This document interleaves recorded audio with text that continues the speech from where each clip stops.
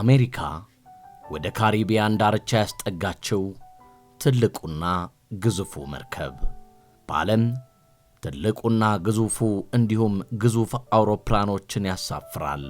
ይህ ግዙፍ መርከብ መጠሪያውን ያደረገው ጄራርድ አር ፎርድ ይሰኛል። ይህ የአሜሪካ ሰራዊት ግዙፍ መርከብ 100,000 ቶን የሚመዝን ነው። የወጣበትም የዶላር ወጪም ግዙፍ ያደርገዋል።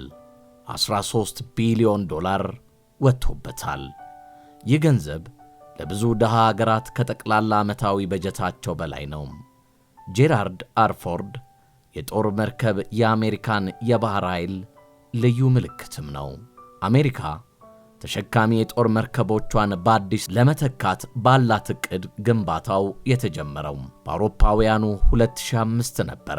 ጄራርድ አር ፎርድ ርዝመቱ 337 ሜትር ርዝመቱ ይሸፍናል።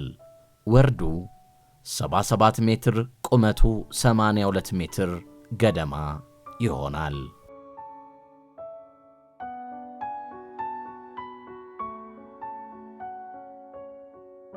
ሰባ 75 አውሮፕላኖችንና 4500 የባህር አባላትን ባንዴ መያዝ ይችላል። የጦር መርከቡ በመጠን ትልቅና ግዙፍ ቢሆንም ከቀደምት መርከቦች የሰው ኃይሉን ቀንሶ ቴክኖሎጂን ያዘመነና የያዘ ነው። በአውሮፕላን ማረፊያነትና ለተራቀቁ የጦር መሳሪያዎች ማስወንጨፊያነት የሚያገለግሉትን ጨምሮ 23 አዳዲስ ቴክኖሎጂዎች ያሉት ጭምር ነው። ከተዋጊ ጄቶች በተጨማሪ የመጓጓዣና የስለላ አውሮፕላኖች እንዲያስተናግድ ተደርጎ ታቅዶና ታስቦበት ነው የተሰራው። ጄራርድ አር ፎርድ ለአጠቃላይ እንቅስቃሴ የሚጠይቀው የኒውክሌር ኃይልን ብቻ ነው። ይህ ግዙፍ የጦር መርከብ አሜሪካ ከባህር ኃይል ከምታሰማራው የጦር ኃይል የጀርባ አጥንት እንደሆነ ይነገራል። አሰራሩ ለአሜሪካን የባህር ኃይል አዲስ ባይሆንም መርከቡ በሚያገኘው ኃይል ለረጅም ጊዜ የሚጠቀም በመሆኑ ከሌሎች የጦር መርከቦች ለየት ያደርገዋል። የመርከቡ ቴክኖሎጂና ዲዛይን የአሜሪካንን የባህር ኃይል በከፍተኛ ደረጃ እንዳሳደገውም ይነገርለታል።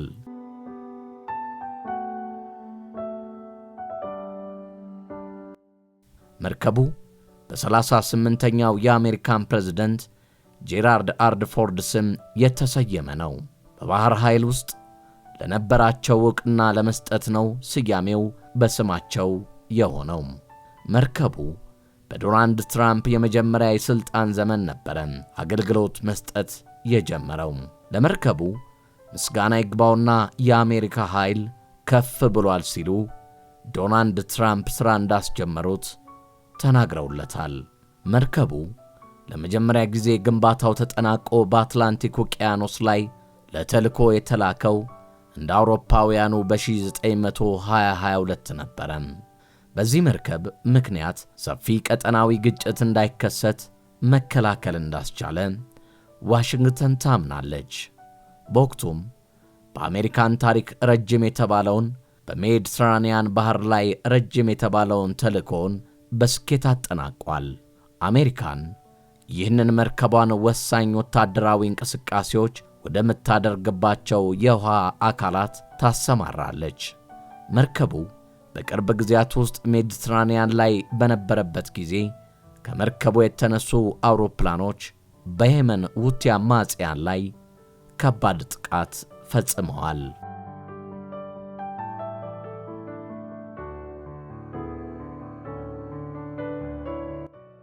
በአሁኑ ወቅት መርከቡ ወደ ካሪቢያን አካባቢ እንዲጠጋ ተልኮ ተሰጥቶት ይገኛል። ዓላማው አሜሪካን እያስኬደች ባለችው ጸረ አደንዛዥ ዕፅ ዝውውር ዘመቻን ለማጠናከር ነው ተብሏል። በዚህ ጋም ተያይዞም ጸረ አደንዛዥ ዕፅ አካባቢዎች ነው በተባሉት ስፍራዎችና በአደንዛዥ ዕፅ አዘዋዋሪዎች ናቸው በተባሉ መርከቦች ላይ ጥቃት ሰንዝራለች። ከዚህ መርከብ እየተምዘገዘገች የጦር መርከቡ ወደ ካሪቢያን የባህር ዳርቻዎች መጠጋቱ በአሜሪካንና ቬንዙዌላ መካከል ያለውን አባብሶታል። የቬንዙዌላውን ፕሬዝዳንት ኒኮላስ ማዱሮን ጠልፋ ከወሰደችበት አንዱ ጉዳይ ተደርጎም እየተነገረ ይገኛል። ግዙፉ ጄራርድ አር ፎርድ ለ50 ዓመታት አገልግሎቱን ይሰጣል ተብሎ እቅድ ተይዞለታል። ታዲያ በሕይወት ያሉት ዶናልድ ትራምፕ እሳቸው ከሞቱ በኋላ የመርከብ ግን አገልግሎቱ ይቀጥላል እንደማለት ነው። አሜሪካም የባህር ኃይልና የጦር ኃይል ሁነኛ አጋዥ ተደርጎም ይቆጠራል።